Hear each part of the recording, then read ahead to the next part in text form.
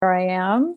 It's Kerry Ford here, and welcome to today's Q&A with the wonderful John McIntosh.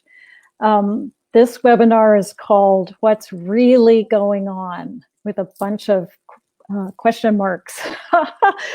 So I'm very happy to be the co-host and the one of the facilitators, the moderator really, of this event.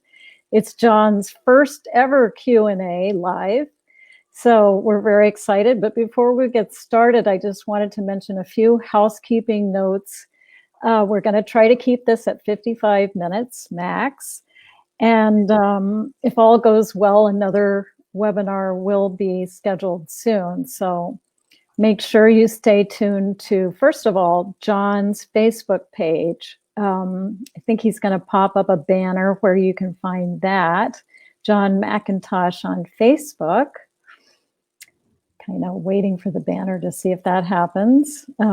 We're new on this platform, so we're sort of winging it. There it is. Can you put it back, John? Maybe not. Or there it is. There's the Facebook page. I Am Abundance. I love it. Or you can subscribe to his blog and be on his mailing list where you get a daily post from John, and those are just fabulous. So that's John's how to subscribe to his daily blog. And if you have comments or questions during this broadcast, you can post them in the live comments here on this page. Hopefully that'll work. And, or if you're watching a replay of this, you can certainly post on the YouTube posting, which I think John's going to pop that up now. John's YouTube channel. There it is. Love Lines WG.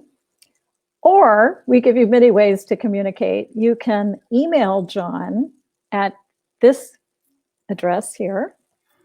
He loves to get emails, fill up his box, and perhaps your question will be selected for the next webinar, and you can come on live with us and ask your question if you want to.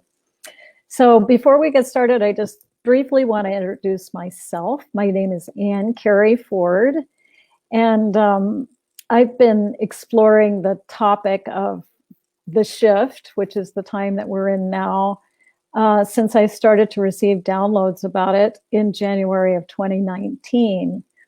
I was called to put up some kind of platform for sharing the intel that I was getting. So I started a web page in January of this year, and it was launched on Easter, which may or may not be a coincidence. It was a surprise to me. voiceofdivinefeminine.com, where I give my own insights about the shift and also the importance of the energy of divine feminine at this time. So please visit my website and you can connect with me through that page if you want to. So I'm really thrilled to be here with John today. And for those of you that may not know anything about him, that's probably not very many of you, I'm just going to read a very quick summary, little bio of his. John McIntosh was a successful entrepreneur until 1999. He traveled for decades around the world, speaking to tens of thousands of people about personal development before leaving everything behind and diving into self-discovery inquiry.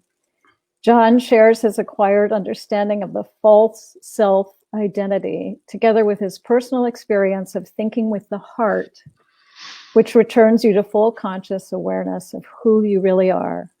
And he's written 27 books, and I mentioned the daily blogs, and some of his greatest hits of his books are available here at this link.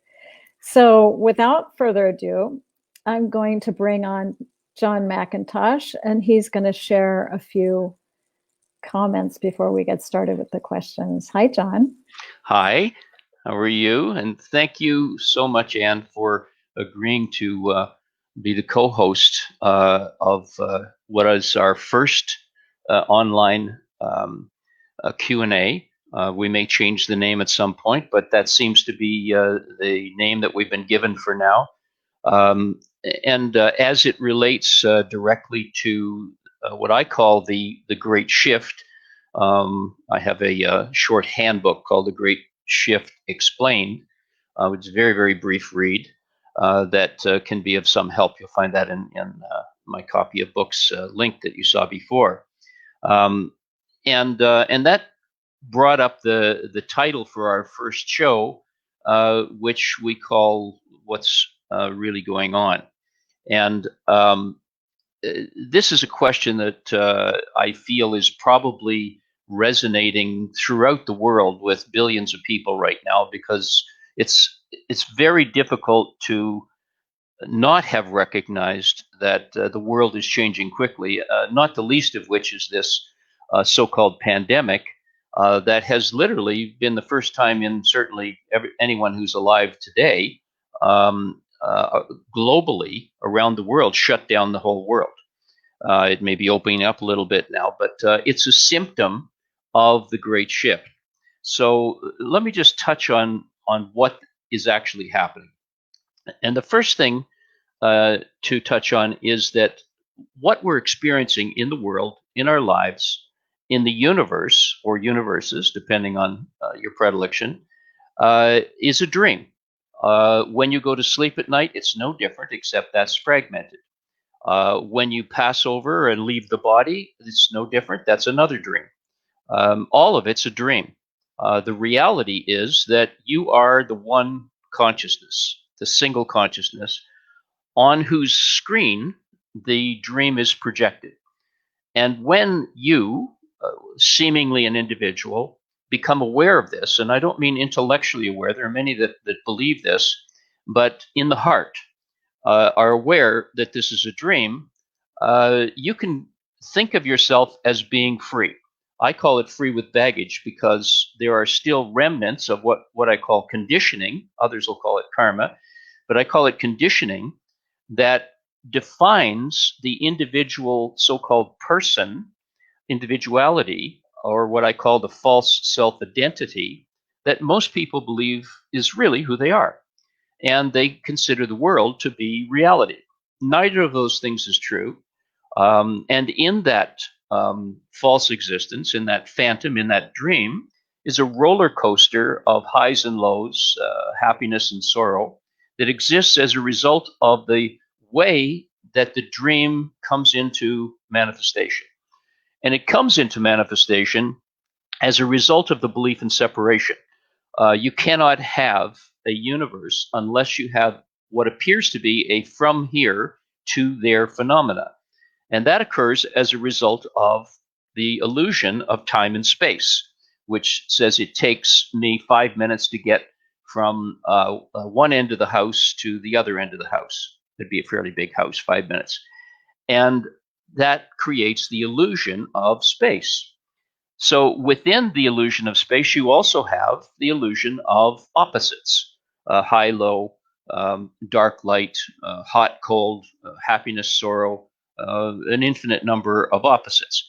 And from those opposites, what you end up with is chaos, conflict, confusion, but contrast. And contrast is what the self, which I call consciousness or one, you can call it I am, you can call it God, the one infinite conscious awareness, experiences in the dream that it's projected on the screen of consciousness that it is, in order to taste and savor itself, to know itself. And to do that in the extreme, the highest highs to the lowest lows. And as a result of that, when it inhabits each of the manifested illusions within the universe, from a soap bubble to the universe itself, it experiences itself forgetting who it really is. It's like going to a movie and not reading the book first, so that everything's a kind of a surprise.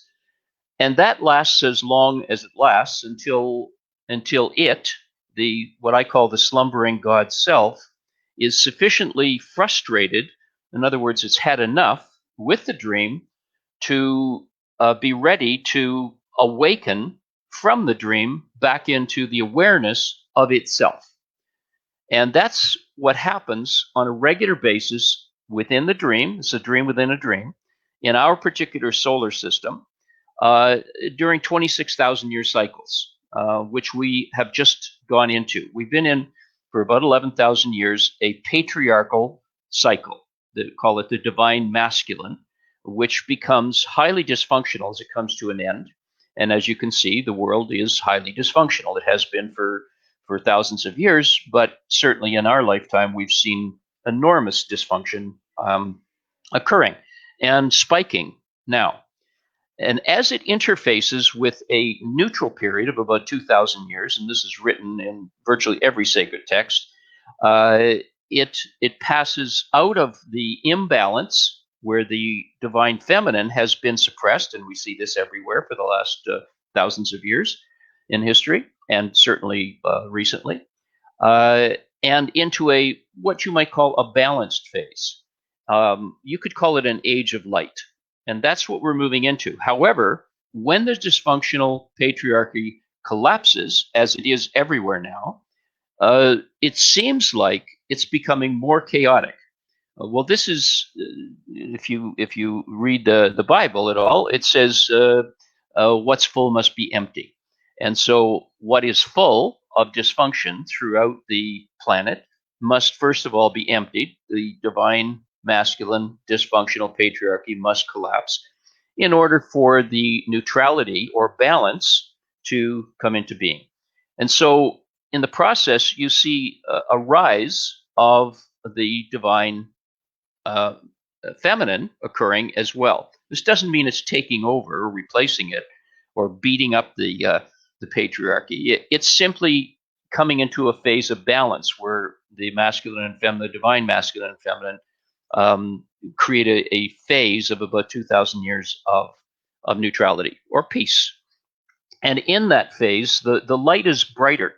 And as a result of the light being brighter, it means that whatever was dark, so-called dark, and actually oneness is both light and dark, um, the becomes exposed, and so you see what has been hidden, and you see this in mass communication now through the internet. What was hidden in the past is available to you virtually as it happens anywhere in the world instantly.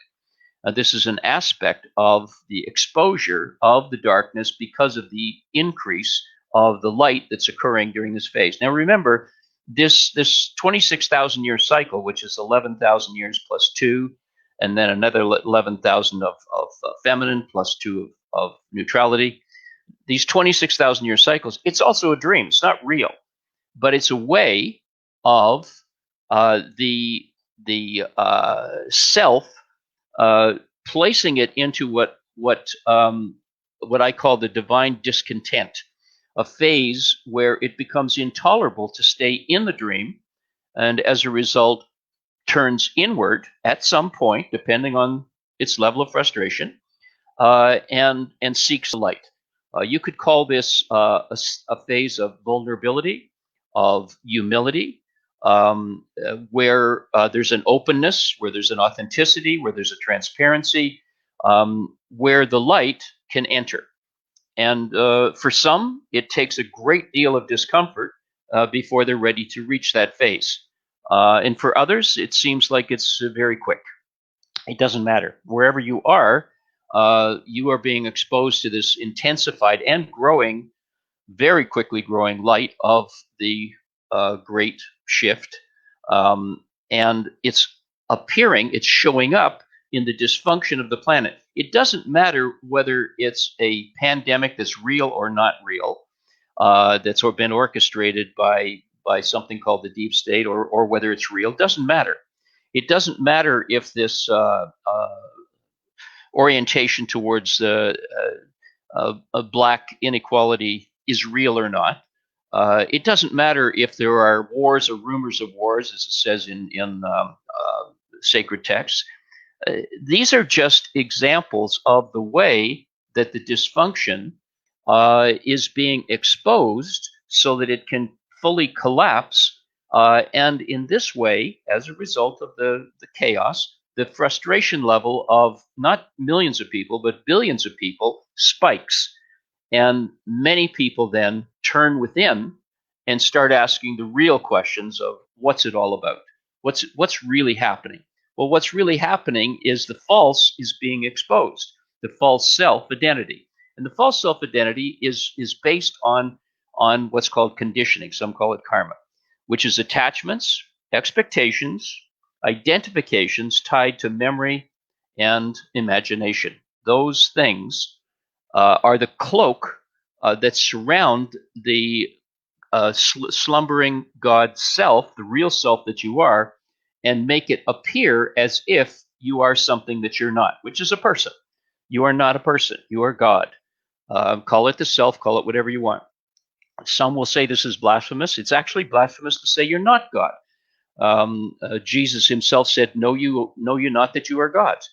He also said, you'll do what I've done, only greater things that you'll do. And more recently in the Course in Miracles, he said, I don't have anything that you don't have. I just don't have anything extra, which means I don't have any conditioning. I am just what I am. So this is what's happening. And it's expanding, which is a wonderful thing. It's growing very, very quickly. And it's not easy. For those that think that spirituality is a cozy coffee clutch environment where everybody is singing kumbaya and sitting around a fire and chanting, wonderful. Nothing wrong with any of that. And that is definitely part of it, and many, many more things. But the real work is fiery because you're facing who you're not. Standing in the fire of who you're not is one way of explaining what some call satsang. And that's actually what we're doing now is satsang. But I don't use terminologies from Sanskrit or ancient philosophies. I'm what you call a C-spot run teacher. I call it very, very simply exactly what it is. And I can tell you without any doubt at all, having crossed the bridge myself into freedom, that you can awaken to who you are truly in this lifetime. Now, let's just talk about awakening, and then I'm going to go back to Anne. There is an awakening going on right now. This is what I call the small awakening. And that awakening is waking up to what has actually been happening in the world. The things that have been hidden from most of humanity is now becoming exposed. That's an awakening.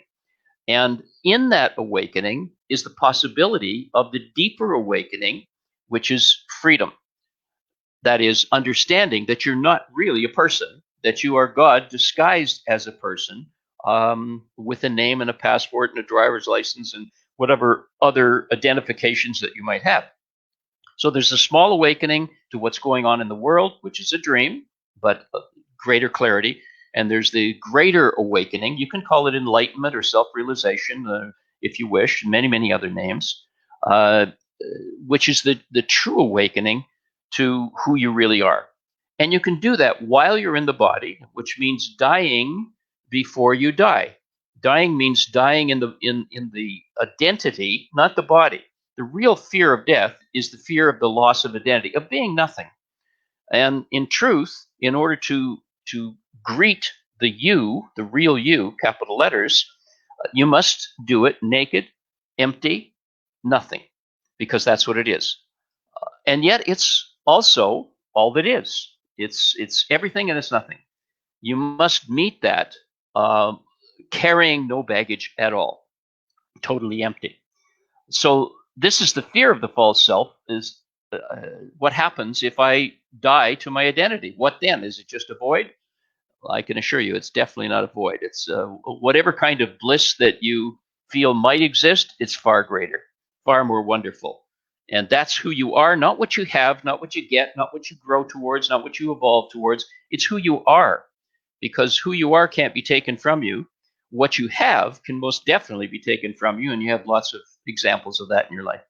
So now what I'm going to do is bring back Anne with that little preamble to set the tone, and then Anne is going to go to our first questioner. Wow, that was beautiful. Unconditional bliss is what we are. Doesn't have any cause or not cause to be there. Beautiful.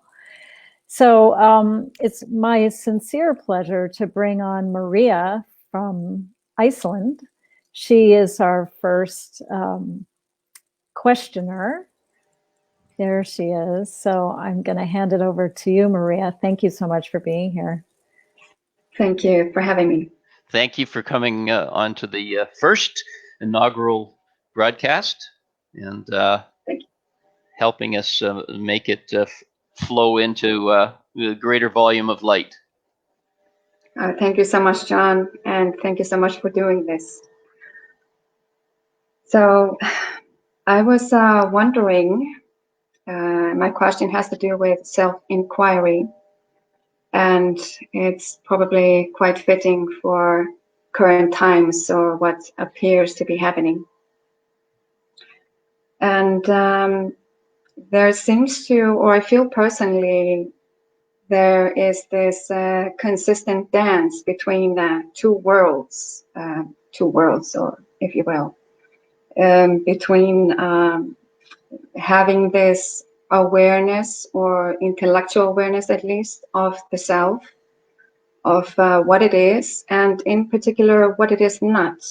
I suppose because it's easier for us on human level to identify with the conditioning, that lifelong conditioning that then starts to unravel bit by bit. And while at the same time trying to tackle or deal with the human aspect of things. And I wonder if there is anything else to do or to be done. Well, there is really nothing to do. There is no doer. In terms of self-inquiry, that is simply enough. For the mind wants to take over and complicate things. It has a hard time comprehending that things could be as simple as that. But they are quite as simple as that, aren't they? If you would please collaborate further on that. Okay. Let's first of all talk about what self-inquiry is. Every practice, every modality, every discipline, many of which are sublimely beautiful, including such things as meditation, which is well known, or yoga, or various belief systems such as Zen or Buddhism, and many others, eventually dovetail into self-inquiry / surrender. You could say it's two sides of a coin. Either one will work. Both are better. Self-inquiry is the direct route home. It's lightning fast, if we can speak in terms of clock time, compared to thousands of lifetimes, let's say, that some belief systems have. Certainly within this lifetime, anyone that practices self-inquiry with sincerity, with an open, genuine, sincere, authentic heart focused on truth, will find themselves very, very quickly returning home to the awareness of the self. That doesn't mean that they're completely without conditioning. So let me just explain what self-inquiry is. The way that it works, if I can use the word works, is when something comes up, anything. It can be, let's say that you were rude to someone. And maybe you're mad at yourself that you were rude. You're trying to be this good person, this spiritually good person, and something triggered you, and you had an outburst, and you were rude, maybe even abusive to someone, something, some circumstance. It doesn't have to be, let's say, a spouse or a child in the family. It can be a coworker. It can just be shouting at a internet screen as somebody that you think is a jerk. That's talking live on the news. It can be anything. Doesn't matter what it is. The question then comes is, who is it that is feeling, and what is it you're feeling? Who is it that's feeling angry? Who is it that's feeling abusive? Who is it that's feeling guilty about being abusive? Whatever your question is, the question always begins with, who is it that is feeling this way? And the answer always, never is not the answer. It's always only me. simply me. I like to put it in small letters. And then the next question of three parts to this is, who am I? Now, the obvious inclination is to be looking for an answer. Like, am I going to hear some intuitive voice in my head giving me an explanation of who it is? No, that's not what we're looking for. What we're doing is we're handing over the scenario, the issue, the instance to grace. Grace is like love in action, and love is another name for who you are. And I don't mean the love that most people think of as love, but the truly unconditioned love, which means there's no conditioning connected to the love.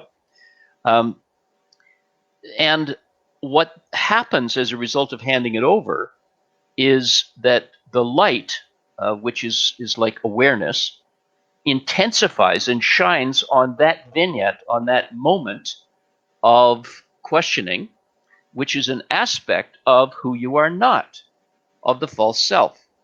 And what happens with the false self is that it retreats or withdraws back into the self, the real self, if you can think of it as capital letters, the real self. That's a layer of what might be thousands and thousands and thousands of layers of the false self. But that vignette came up. Instead of resisting it, what you did was you asked, who is it that is feeling abusive, or is feeling guilty, is whatever the scenario was. And when you say me, you're not talking about me in terms of the real self. You're talking about me, the false self. And then you're asking, who am I? And the light, then, you almost could say you're giving permission to grace to shine the light on the false self, who's used to hiding in plain sight, because everyone thinks this is who I am. And lots of people will, in lots of circumstances, will validate that, yeah, that's who you are. But you're not. And so the light shines on what has been hiding in plain sight, and it withdraws back into the self and dissolves. That layer, if you think of it as, multiple layers of tissue paper, evaporating, dissolving back into the self. And that practice can be done literally hundreds of times a day if you're really vigilant with it. It depends on what your predilection is. You don't have to do anything, but this is an incredibly simple, lightning fast, wayless way, pathless path to the freedom you are, because what you're doing is dissolving what is not real. You're not giving life to it. Surrender is when you hand life over to life, when you basically are handing everything over to grace, to love, and saying yes to what is, and allowing life to live life to live you. So that's self-inquiry, and self-inquiry combined with surrender is very fast. Now, what happens, getting back to your question now that we've explained what self-inquiry is, for those who perhaps don't know or don't understand it, is there is this feeling of being pulled back into the false self. There is this feeling that I'm trying to make it happen. Well, if we look at conditioning from the standpoint of expectations being one aspect of conditioning, expectations are, you could say, tied to goals, to targets. The belief in, or the idea of evolving into who I am. Well, who is it that would be evolving into anything? The false self? The false self doesn't exist. It's not real, but we think it's real. And so we think that we can make the false self better, good enough, so that it will become ultimately the self. Not a possibility. This false self doesn't exist. The whole area of self-improvement is based on the fact that you can make this person better than it is. And I did this for 30 years around the world and made millions of dollars doing it, which I walked away from to find the truth. I can assure you that it doesn't work. You certainly can have the appearance of it working in the dream, but it doesn't bring you any closer to truth. It might make the spikes in your happiness more frequent, seemingly, but it doesn't bring you peace. I was at the top of the world called success, and I can assure you that almost everybody that I knew was the same as me, miserable under the surface, because they had it all, could do whatever they wanted, and they were still miserable under the surface, and usually suppressing it.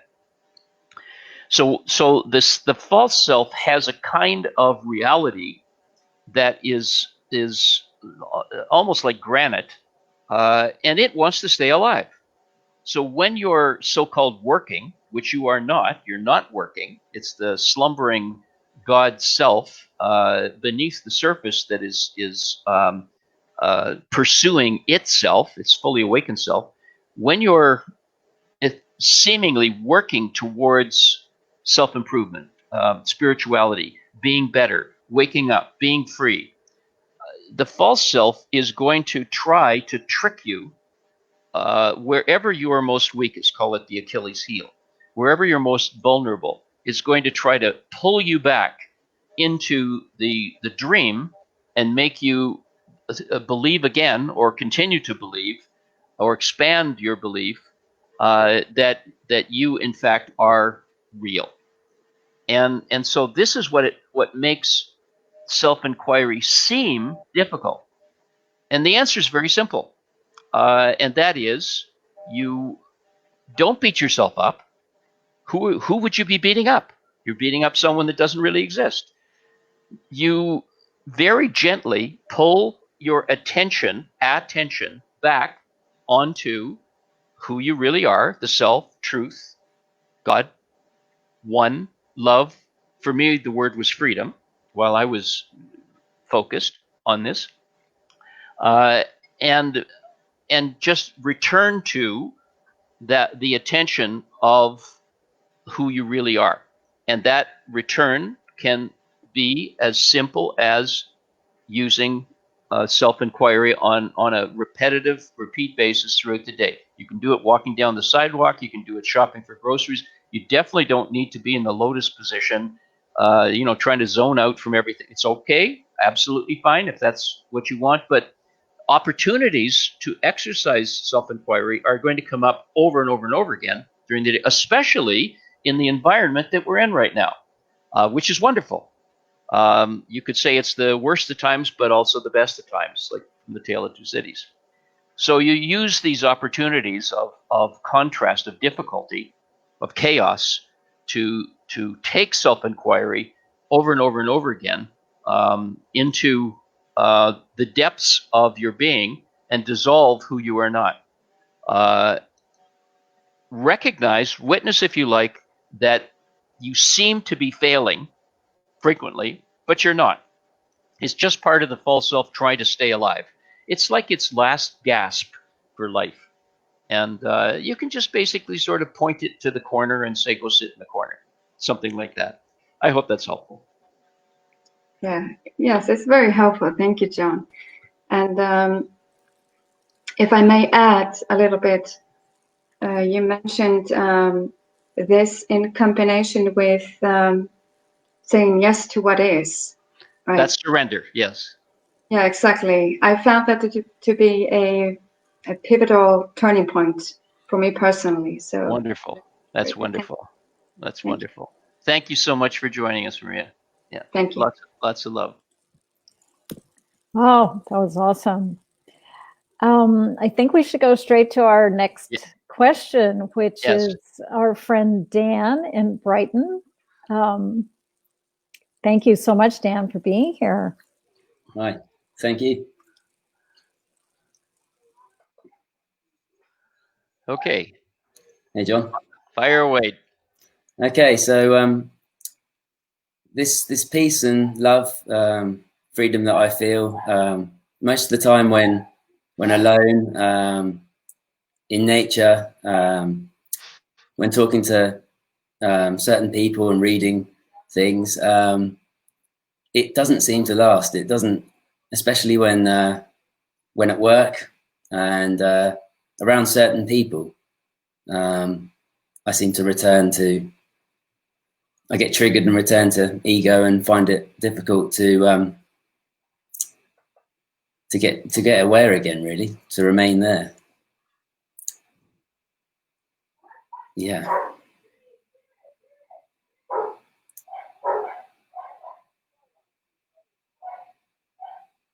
So what's your question? Just how to remain in that place without how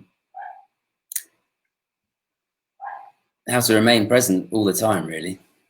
Okay. Yeah. If you go to the library or you go to a bookstore, probably 30% of the store is devoted towards how-to. There are how-to books on virtually everything, and many on the same subject. The false self is always looking for the ways and means to make things better, to make its life more comfortable. Yeah. So how-to is a function of the false self trying to stay alive, trying to improve its life circumstances, because it's constantly based in the belief of separation. I'm here now. I want to be there, wherever there is.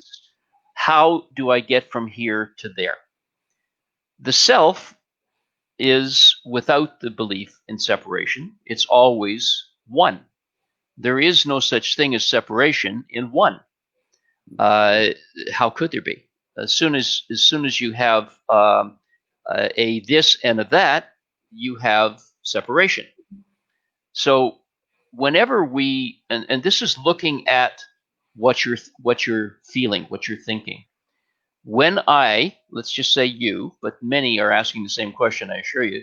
When I am looking for a way to make things better, to do better, to be a better person, to be more spiritual, to be in presence more often or continuously, you are, in a way, as good as this sounds, as altruistic as this sounds, you are actually fostering the concept of separation. When your attention is on the truth, which is very simply, I am. This is one way you can say I am, or I am that I am. Or you can just say something as simple as light or love. These are other names for yourself, or truth, or abundance, or beauty, or peace, or freedom, or presence. These are all words that we've made up that, and you can't put a frame around infinity, but let's just say define the self.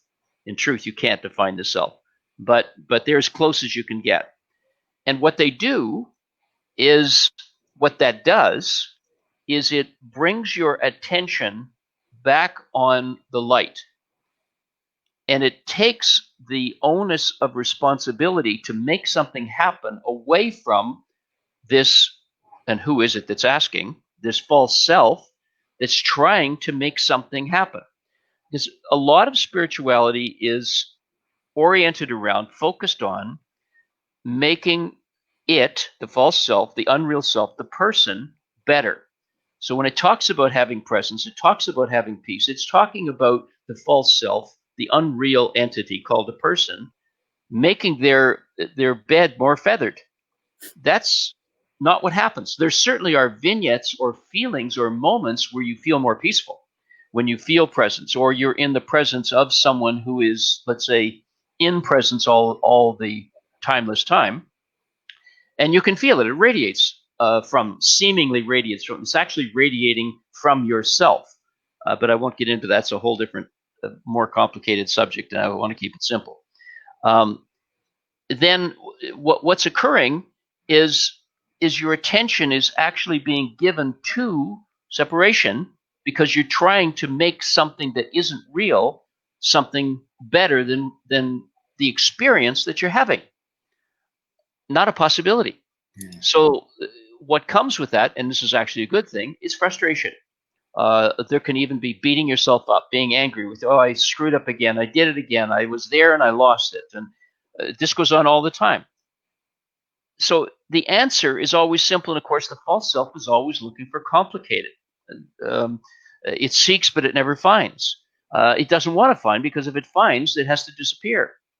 So the complicated answers, the myriad of books with complicated answers and complicated terminologies and workshops and classes that it feels it has to take, all of which are absolutely fine if that's what you're told to, but they're not necessary if you're pulled to the simplicity of just simply returning your attention. This is not intention, this is attention on the truth. The false self doesn't know what the truth is, so you can't try to explain it, and you're not looking for an explanation. Even just attention on the word truth is enough to, you could say, ignite the light within truth, which then radiates on your awareness. If that makes any sense. Yeah. It's like a light shining in the darkness, and the darkness doesn't recognize the light. That's explained in the Bible slightly differently, but that's in the many sacred texts. The light shines on the darkness and doesn't recognize it. And it's grace doing the heavy lifting for you, love in action, doing the heavy lifting for you. You of your own self, meaning the false self, cannot do anything. You're not real. You can have the appearance of doing something, but you can't actually do anything. The idea is to hand it over, and to hand it over, you return your attention to your intention, and your intention is freedom. I use the word freedom. Now I use the word love much more often. But on my pathless path, I use the word freedom. You might use the word presence. Maybe love feels better. Maybe beauty feels better. Whatever it is that you're drawn to, that you resonate with in the moment, just return your attention to that. As simple as one word, truth. Or if I am works for you, or I am that I am. And that hands everything over to grace, which then expands the light that it already is. In reality, the light never expands. It just is what it is. It just becomes more expansive in your awareness. And what is not true is lighted out, you could say. Yeah. Does that make sense? It does make sense, yes. Yeah. That doesn't mean it's easy. It's simple, but not easy. You just have to be vigilant. That's it. Yeah. The mind's just trying to think, if I do this, if I do that, if I go there, it'll get better. Yeah, exactly. But it's just, and you agree with it. It's the mind agreeing with the mind. Yeah. Yeah. And this has worked really well for millions of years, but it doesn't work. It doesn't work, as you can see by the very few people up until now that have become free. Yeah. That's about to change, though. That's about to change. We're in this wonderful phase now where many, many people are going to find their freedom. Yeah. Yeah.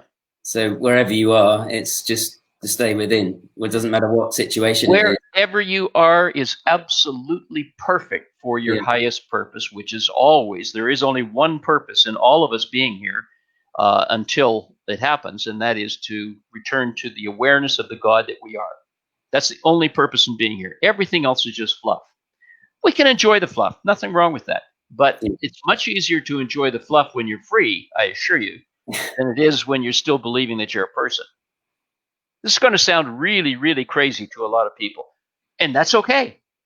It's okay. It's like losing your mind. And losing your mind is exactly what you want to do. Yeah.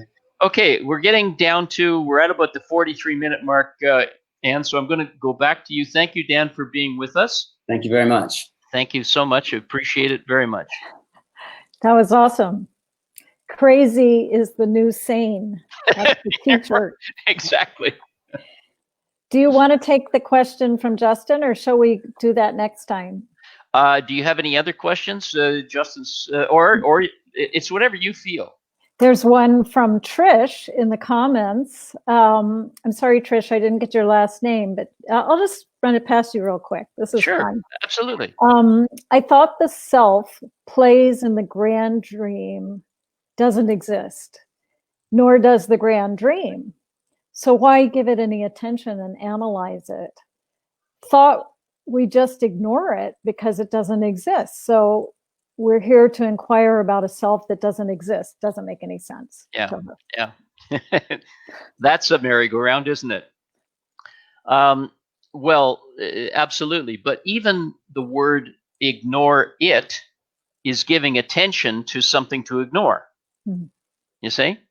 It's very, very subtle how the false self literally tricks itself or it's trying to trick the self, large letters, and keep it sleeping, the sleeping beauty, by giving it what's it called in Zen? Zen cones, giving it situations that seem to have no answer, but they also have an answer. It's meant to confuse.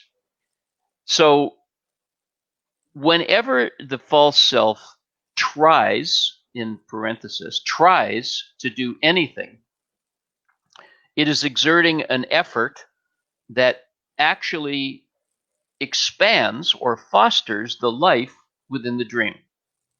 The idea is for it to do nothing. The idea is for emptiness or nothingness to pervade the space of nothingness of the self. So rather than trying to dance with the devil, which is, as I believe she said, analyzing, which is the mind loves to analyze, loves to try to figure out, loves to debate, loves to argue, has a myriad of opinions and perspectives.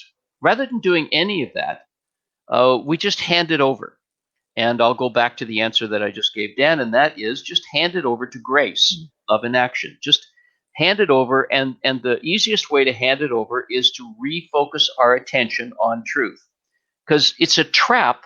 As soon as we get involved in allowing the mind to dance with the devil, which is the dream, we just say what is true. We don't need to understand what truth will undress for us as what's not true fades away or dissolves. So just hand back you could say hand back the dream to grace, and it will do the heavy lifting for you. And for example, saying truth, saying peace, saying presence, saying I am, whatever feels right for you in the moment. That's excellent. It sort of begs the question to me, and maybe this is a topic for the next webinar. It's like, why is this dance happening in the first place? It's like, because it's almost like a game. But that's a good thing to me, because it encourages us a lightness, a sense of humor. It's like the ego is the thing that seeks for the resolution in the first place, but without the ego seeking for the resolution, it'd just be the same thing for eternity. Absolutely, and you've called it correctly, the game. And it's been said that God's first expression is laughter. Everyone has probably heard, just tell God your plans, and you'll hear huge laughter. If we just go back to what I said at the very beginning, and this can be accepted or not accepted. This is what I see very clearly, that the one reality, conscious awareness, God, one, the self.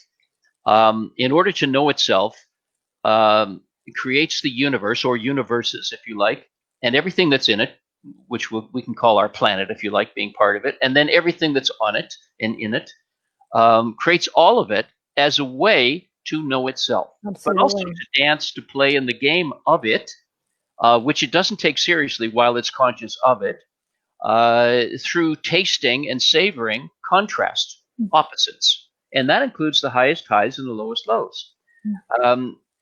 And it does this then unconsciously, goes into it and forgets who it is in order to savor and taste totally.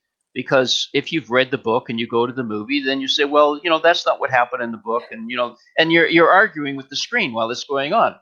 And at the same time, you also know what's going on. If you're God conscious in all of these manifestations, then it's like not as much fun, you could say. And so the experience is less fun. So you forget, you, meaning me, meaning you, meaning God, meaning the only one that there is, all that is, forgets who it is, and then is able to totally experience the dream until it becomes satiated with the dream, with the contrast, with the highs and the lows, if you like, frustrated with the dream to such an extent that it can't take it anymore. And it says, I've had enough. which is exactly what I did. I had everything that people could want on the planet, and I was still miserable. And I'd been studying spirituality for 23 years at that point, and I was still miserable. So I wanted to I wanted to be free. And I just said, I'll do anything to be free. Everyone has to reach that stage in their own way, say it with their own words. I just said, there must be a better way. I choose freedom no matter what, in large letters, which meant right to the death. I didn't care. I would give up everything. And as it turned out, I ended up giving up a very, very large estate, a lot of wealth. When I walked away from it all, I had an income of $50,000 a month, and I had mansions and beautiful cars and travel and everything you could possibly imagine. That's not huge wealth by today's standards, but when you reach a certain level, it's all basically the same. It's just more of the same. Mm. I walked away from all of it. And it was an incredible blessing, and it was incredibly difficult. But that's where, and that's how the self doesn't have to be that way. And for most people, they don't have to do that. But that's what the self does to or for itself, to awaken itself from the dream that it chose to step into. Yeah, there's definitely a paradox. It's split to know itself. It comes back to me. Yes. So we're about 3.5 minutes away from the end now. Yeah. Again, I want to encourage people to email John. Can you pop up your email again, John? Super quick. I will. Well, it may not be quick, but it'll definitely come up. There is no time. It's an illusion. Time is a magazine. There it is. Time is a magazine. I like it.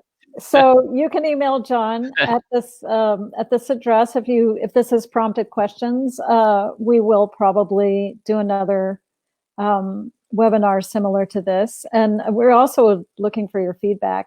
So if you have suggestions about maybe another platform or a different format or some other way to do this, we'd love to hear from you. I say we. I mean, John would love to hear from you. And it was absolutely my pleasure to be here with you today, everybody. And John, thank you. I am so grateful for your help, Anne. You just sort of jumped into the fire immediately when I asked for help, and what a joy to work with you, and to Maria and Dan and a few others that discussed the possibility of joining the show, perhaps on another show. We're looking very much forward to doing perhaps a continuation of this on a regular basis. We'll see what the feedback is. But we're extremely grateful for the opportunity and for those that have helped and participated so far. And you're more than welcome, anyone that feels for it, to write in and say you'd like to join the next one and whatever questions you have. And if you don't agree with something, please state that as well. But in particular, we're very, very open to any technical expertise that can make this work as smoothly, as easily, and as best as possible. So thank you, everyone, for joining us today. Thank you, Anne. Thank you. Bye. Yeah. Bye for now. Bye-bye.